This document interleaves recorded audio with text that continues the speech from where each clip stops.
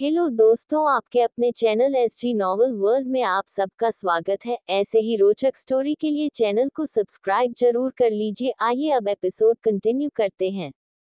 Episode 21। Aditya को आए जिया और आरव की याद।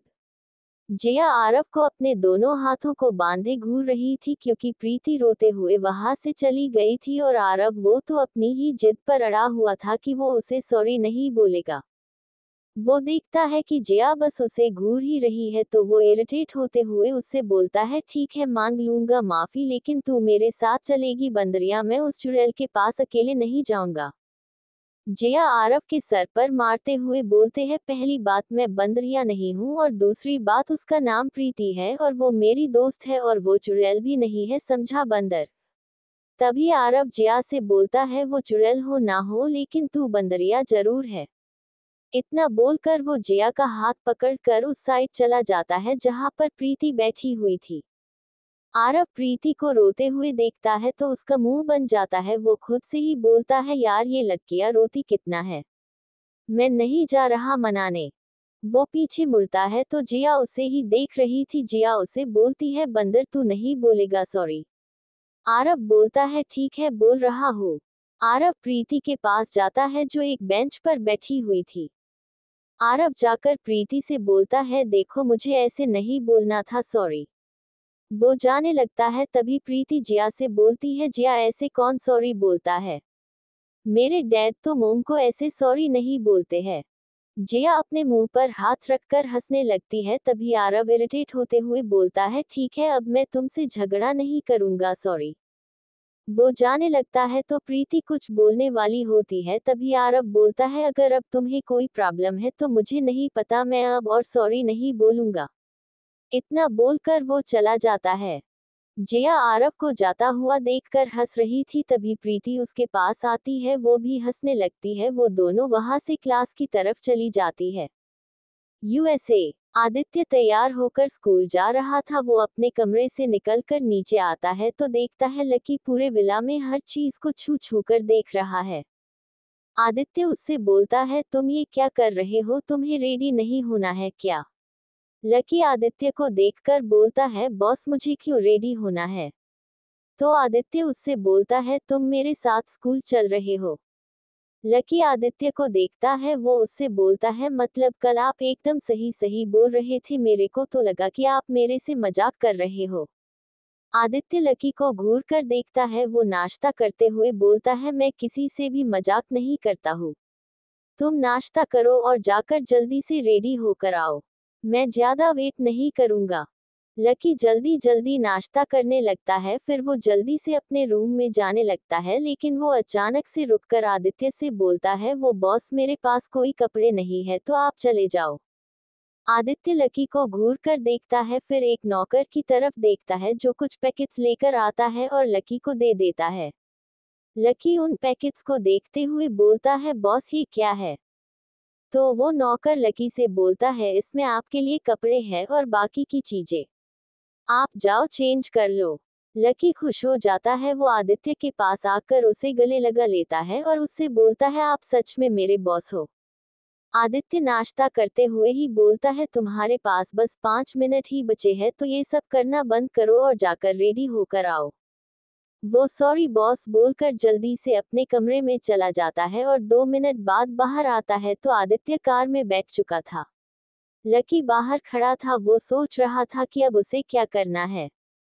तभी आदित्य कार के अंदर से ही उससे बोलता है, तुम खुद कार में बैठोगी या किसी सर्वेंट को बोलना पड़ेगा? लकी जल्दी से आकर ड्राइवर के बगल वाली सीट पर बैठ जाता है और आदित्य से बोलता है, बॉस आज से मैं हमेशा इस सीट पर बैठूंगा।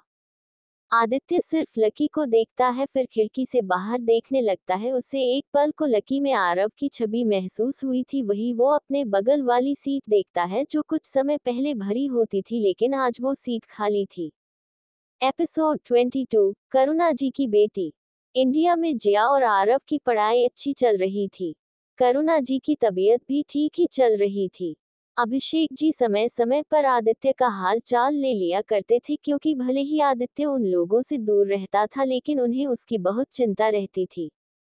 लेकिन आदित्य की कभी भी उन लोगों से बात नहीं होती थी। करुणा जी भी आदित्य को ऐसे ही वीडियो कॉल में देख लिया करती थी, लेकिन उनकी भी आदित्य से कोई बात नहीं होती थी। 2 महीने बाद करुणा जी की तबीयत अब ज्यादा खराब होने लगी थी, क्योंकि उनकी डिलीवरी का समय नजदीक आ रहा था। करुणा जी अपनी तबीयत को लेकर किसी से ज्यादा बात नहीं करती थी, क्योंकि उन्होंने किसी को बताया ही नहीं था अपनी कंडीशन के बारे में। वही जिया, वो करुणा जी का ख्याल रखती थी। एक दिन जिया और आरव स्कूल जाने के लिए रेडी हो गए थे। करुणा जी उन दोनों को नाश्ता करा रही थी। तभी अचानक से उनके पेट में बहुत तेज से दर्द शुरू हो जाता है। वो अपने पेट को पकड़कर रोने लगती है। जिया और आरव दोनों जल्दी से करुणा जी को संभाल कर कुर्सी पर बिठाते हैं। तभी अभिषेक जी जो रूम में थे, वो जिया और आरव की आवाज सुनते हैं जो उन्हें जोर जोर से बुला रहे थे। वो जल्दी से बाहर आते हैं और देखते हैं कि करुणा जी की तबीयत खराब होने लगी है और जिया और आरव उनके हाथ पैर रगड़ रहे हैं।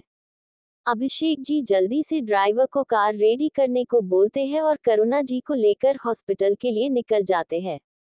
आरव और जिया दोनों भी दूसरी कार में ड्राइवर के साथ हॉस्पिटल पहुंचते हैं। वो दोनों भी करुणा जी की हालत देखकर डर गए थे। अभिषेक जी हॉस्पिटल पहुंचते हैं तो कपूर्स की फैमिली डॉक्टर ने सारी तैयारी पहले ही कर रखी थी। वो जल्दी से करुणा जी को ऑपरेशन रूम में शिफ्ट करवाती है। करुणा जी जो जिया को अपने पास बुलाती है। ये देखकर अभिषेक जी एक बार को समझ नहीं पाते हैं कि करुणा जी को जिया से क्या बोलना है। जिया उनके पास जाती है, तभी करुणा जी जिया से धीरे से बोलती है, जिया बच्चे, तुम मेरी कंडीशन जानती हो ना, तो तुम मेरी एक बात मानोगी। जिया करुणा जी का हाथ पकड़ कर बोलती है, हाँ आप बोलो आंटी, मैं सब मानूंगी।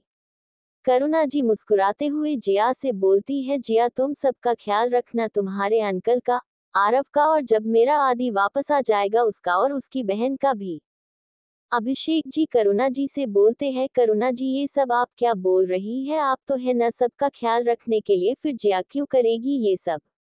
करुणा जी मुस्कुराते हुए अभिषेक जी से बोलती है, जिया समझती है मुझे, आप ज्यादा मत सोचिए। तब तक करुणा जी बेहोश हो जाती है। डॉक्टर उन्हें अंदर ले जाते हैं। करुणा जी का ऑपरेशन शुरू हो गया था। आरव, जिया और अभिषेक जी पूरी रात हॉस्पिटल में ही थे। आधी रात को फाइनली ऑपरेशन खत्म होता है और अभिषेक जी को बताया जाता है कि उन्हें लड़की हुई है। सभी लोग बहुत खुश थे। जिया और आरव वो दोनों तो बेबी को देखने के लिए डॉक्टर से बार बार बोल रहे थे, लेकिन डॉक्टर अभिषेक जी से बोलती है, मिस्टर कपूर आप मेरे साथ केबिन में आइए, मुझे कुछ जरूरी बात करनी है आपसे। अभिषेक जी को चिंता होने लगी थी तो वो तुरंत डॉक्टर के साथ उनके केबिन में चले जाते हैं। वो डॉक्टर से पूछते हैं तो डॉक्टर उन्हें करुणा जी की हालत के बारे में बता देती है। अभिषेक जी शॉक थे कि करुणा जी ने इतनी सारी प्रॉब्लम अकेले संभाली है और अब उनकी हालत और खराब है। अभिषेक जी तुरंत भागकर करुणा जी के पास पहुंचते हैं जो बेहोश पड़ी हुई थी, क्योंकि डॉक्टर ने उन्हें बताया था कि अगर करुणा जी की ब्लीडिंग नहीं रुकेगी तो उनकी जान पर बन सकती है। अभिषेक जी बहुत डरे हुए थे, लेकिन उन्होंने ये बात आरव और जिया से नहीं बताई थी कि करुणा जी को कुछ भी हो सकता है।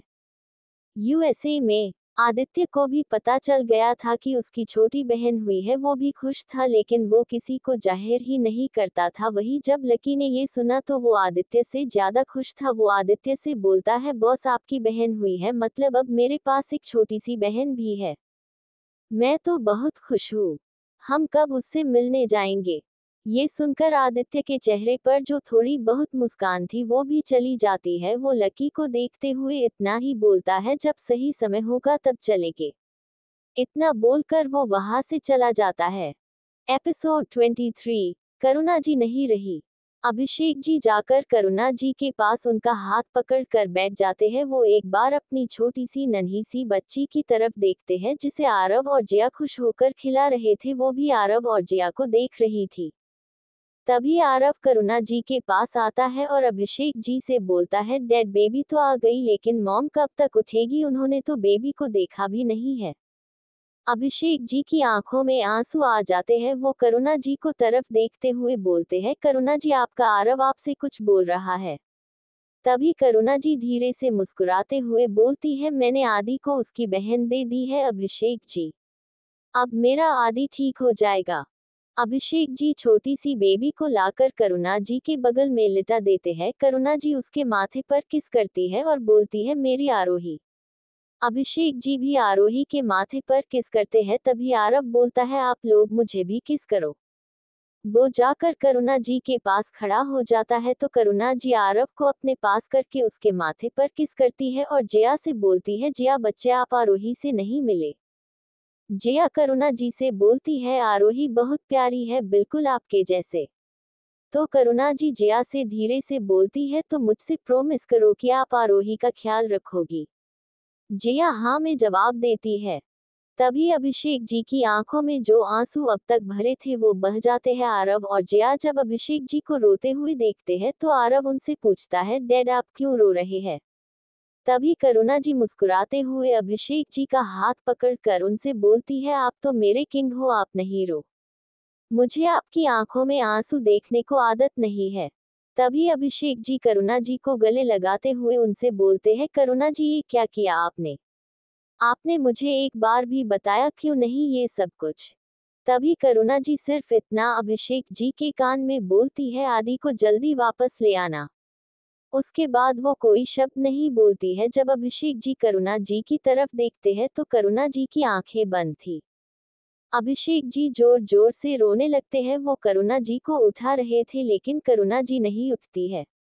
आरव और जया भी जब अभिषेक जी को ऐसे देखते हैं तो वो दोनों भी करुणा जी को उठाने लगते हैं। आरव भी रोने लगा था।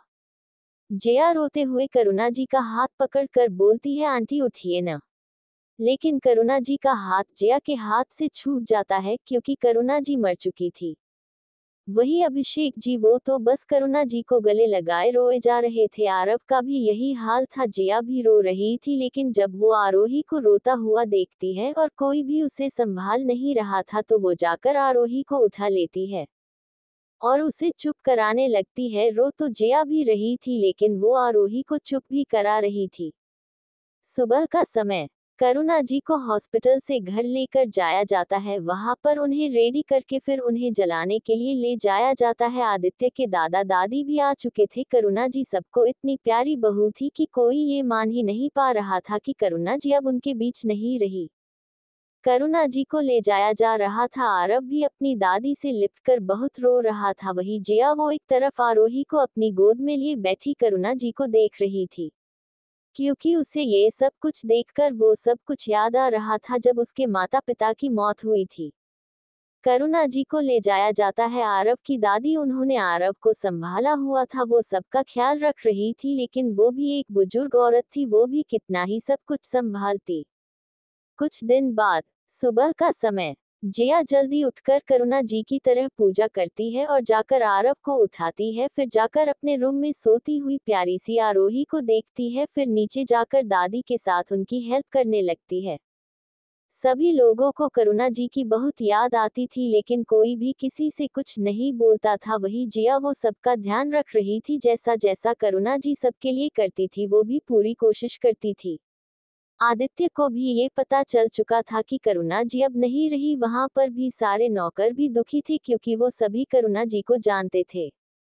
एपिसोड 24 12 साल बाद सुबह का समय आदित्य और आरव की दादी सभी को नाश्ता करा रही थी। आरव शांति से नाश्ता कर रहा था और दादाजी भी। तभी अभिषेक जी अपने कमरे से निकलकर तैयार होकर ऑफिस जाने लगते हैं तो आदित्य की दादी उन्हें आवाज देती है, अभिषेक बेटा नाश्ता कर लो फिर जाओ। अभिषेक जी उनसे बोलते हैं, माँ मैं ऑफिस में ही नाश्ता कर लूंगा, आप सभी लोग खा लीजिए। वो जाने लगते हैं। तभी जिया जल्दी से एक पराठा लेकर उसे फोल्ड पेपर के साथ कवर करके अभिषेक जी के सामने लेकर खड़ी हो जाती है। सभी लोग और अभिषेक जी जिया को देखते हैं। तभी जिया उनसे बोलती है, अंकल आपको लेट हो रहा है ना, कोई बात नहीं, आप ऐसे खा लीजिएगा। अभिषेक जी जिया को मना करते हैं तो जिया उनसे बोलती है, अंकल आंटी ने मुझे सबका ख्याल रखने को बोला था और आपको भी। मैं तो सबका ख्याल रखूंगी, लेकिन आप नहीं खाओगे तो आप हमारा ख्याल कैसे रखोगे। अभिषेक जी जिया की ये बात सुनकर रुक जाते हैं। तभी जिया उनसे बोलती है, और आप आंटी की लास्ट विश भी पूरी नहीं करोगे। वो पराठे के रोल को अभिषेक जी के आगे करते हुए बोलती है, खा लो ना अंकल प्लीज। अभिषेक जी की आंखों में आंसू आ गए थे। वो जिया को गले लगा लेते हैं। तभी दादाजी अभिषेक जी से बोलते हैं, अभिषेक मुझे तुम्हारी माँ को लेकर राजस्थान निकलना होगा क्योंकि वहाँ का काम हम ऐसे ही ज्यादा दिन तक नहीं छोड़ सकते हैं। अभिषेक जी हाँ बोल देते हैं। अभिषेक जी कुछ सोच रहे थे। तभी आरव आकर अभिषेक जी के गले लगते हुए बोलता है, डैड आप चिंता मत करो, मैं अब बड़ा हो गया हूँ, आप ऑफिस जाओ, मैं जिया और आरोही का ख्याल रखूंगा। सभी लोग मुस्कुरा देते हैं। वही जिया का मुंह बन जाता है। वो आरव से बोलती है, तुम हमारा ख्याल रखोगे, इससे अच्छा तो मैं आरोही को खुद संभाल लूंगी। सभी लोग हंसने लगते हैं। तभी अभिषेक जी करुणा जी की तरह आरव और जिया के माथे पर किस करते हैं और ऑफिस चले जाते हैं। कुछ घंटों बाद दादा दादी भी राजस्थान के लिए निकल जाते हैं। अब कपूर विला में आरव, जिया और छोटी सी आरोही और बाकी के नौकर ही थे। आरव और जिया भी स्कूल जाने के लिए रेडी हो रहे थे और आरोही, जिसे जिया पूरे समय अपने रूम में ही रखती थी, वो बहुत ज्यादा रो रही थी। जिया जल्दी से जाकर नीचे से दूध की बोतल लाती है और आरोही के हाथ में पकड़ाने लगती है। लेकिन आरोही बहुत छोटी थी तो जिया यूनिफॉर्म पहने हुए ही उसे उठाती है और अपनी गोद में लेकर बाहर आ जाती है और बोतल उसके मुंह में लगा देती है। आरोही चुप हो गई थी। वो जिया की उंगली पकड़कर धीरे धीरे सो जाती है। आरव आता है। वो जब देखता है तो आरोही को ले जाकर जिया के रूम में सुला देता है और वो दोनों नौकरों को आरोही का ख्याल रखने का बोलकर स्कूल चले जाते हैं। आदित्य की कोई खबर ही नहीं थी। लेकिन ऑफिस से अभिषेक जी अभी की आदित्य की खबर ले लिया करते थे। उन्हें यही सुनने को मिलता था कि आदित्य पढ़ाई कर रहा है। आरव और जिया स्कूल से वापस आते हैं तो जिया जल्दी से अपने रूम में जाती है। वो देखती है कि आरोही पालने में मजे से सो रही है। जिया जाकर अपने कपड़े चेंज करती है और आरोही को लेकर नीचे आ जाती है। वो आरव को भी खाना खाने को बोलती है और साथ में आरोही को दूध की बोतल भी देती रहती है। समय ऐसे ही निकलता जा रहा था। जिया सबको संभाल ले रही थी। 12 सालों बाद एक 11-12 साल की छोटी सी लड़की वो एक 21-22 साल की लड़की को अपने पीछे भगा रही थी। वो बड़ी लड़की परेशान हो गई थी। सभी लोग ये देखकर हंस रहे थे। ये है हमारी जिया और आरोही। जिया अब 21 साल की हो गई है और आरोही वो 11 साल की लड़की छोटी सी ही है, लेकिन जिया से बहुत प्यार करती है। अभिषेक जी और आरव आरोही और जिया की हरकतें देखकर हंस रहे थे। आरव भी अब बहुत बड़ा हो गया।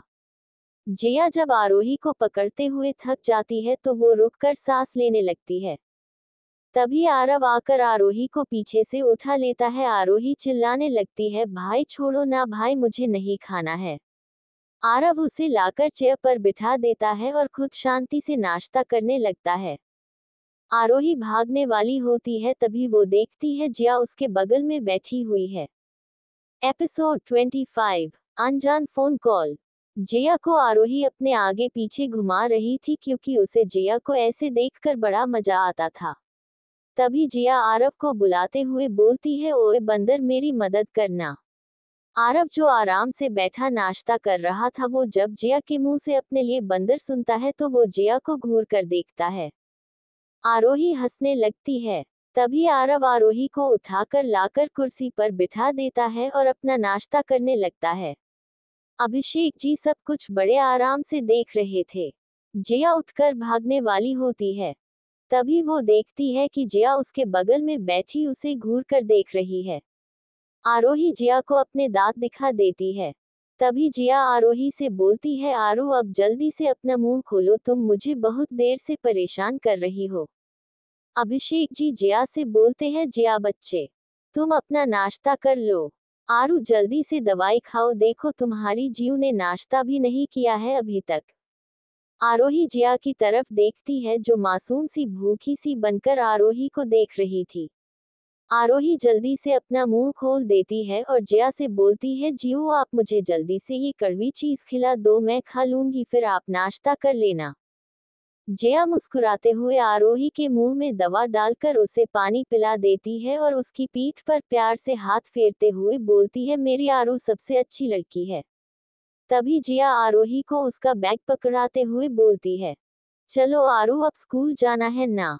फिर वो आरव को देखते हुए बोलती है, ओए बंदर, तुम्हारा खाना हो गया हो तो आरू को स्कूल छोड़ना, उसके बाद कॉलेज जाना।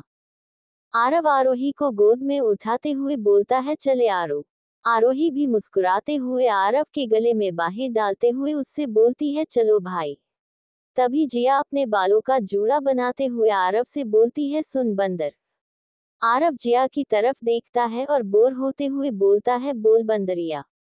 जिया उससे बोलती है, कॉलेज में प्रीति से मिलना और वो नोट्स देगी, वो ध्यान से ले आना।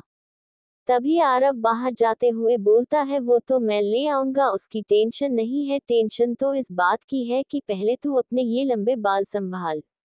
जिया अपने बालों पर से हाथ हटाकर बोलती है, अंकल इसे देखो, इसे मेरे बालों से कुछ ज्यादा ही प्रॉब्लम होती है। अभिषेक जी बाहर जाते हुए बोलते हैं, बच्चे, मैं बचपन से तुम दोनों का झगड़ा देख रहा हूँ, तो अब तुम खुद संभालो, क्योंकि मेरी तो सुननी नहीं है दोनों को। वो भी अपनी कार में बैठकर ऑफिस निकल जाते हैं। जिया गेट पर खड़ी सबको जाता हुआ देखती है और फिर अंदर आकर घर के सारे नौकरों को क्या क्या काम करना है वो सब बताने लगती है। वो सब करवा रही थी तभी घर का फोन बजता है। जिया एक नौकर को बोलती है, काका फोन उठाए। वो नौकर जाकर फोन उठाता है और हेलो बोलता है, लेकिन दूसरी तरफ से कोई आवाज नहीं आती है। तभी जिया बोलती है, काका किसका फोन है?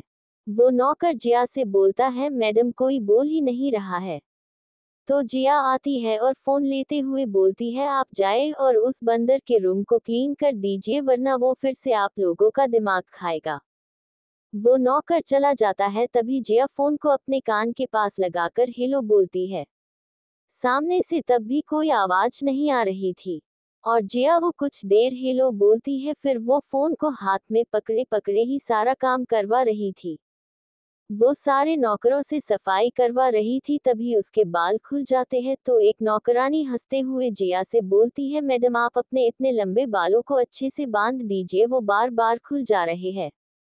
जिया उससे बोलती है, अरे मेरे बाल मुझे बिल्कुल परेशान नहीं करते हैं, हाँ बस ये बार बार खुल बहुत जाते हैं। इतना बोलकर वो हंसने लगती है और वो नौकरानी भी हंसते हुए काम करने लगती है। बहुत देर बाद जब जिया सारे काम करवा देती है तो वो थक कर वही सोफे पर बैठ जाती है और खुद से ही बोलती है, आह आज तो मैं बहुत थक गई। तभी एक नौकर जिया के लिए चाय लेकर आता है। जिया चाय देखते ही उससे बोलती है, थैंक यू काका, मुझे इस चाय की बहुत ज्यादा जरूरत थी। वो चाय पीने लगती है तभी उसे याद आता है कि वो फोन कॉल तो कट ही नहीं हुई थी। तो जिया अपने पास पड़ा फोन देखती है जिसमें वो कॉल अभी भी चल ही रही थी। जिया फिर से हेलो बोलती है लेकिन कोई आवाज न आने पर वो फोन कट कर देती है। बाकी का नेक्स्ट एपिसोड नेक्स्ट पार्ट में कवर करेंगे। कहानी को लाइक शेयर कमेंट जरूर करें और प्लीज लाइक भी जरूर करें। Thank you.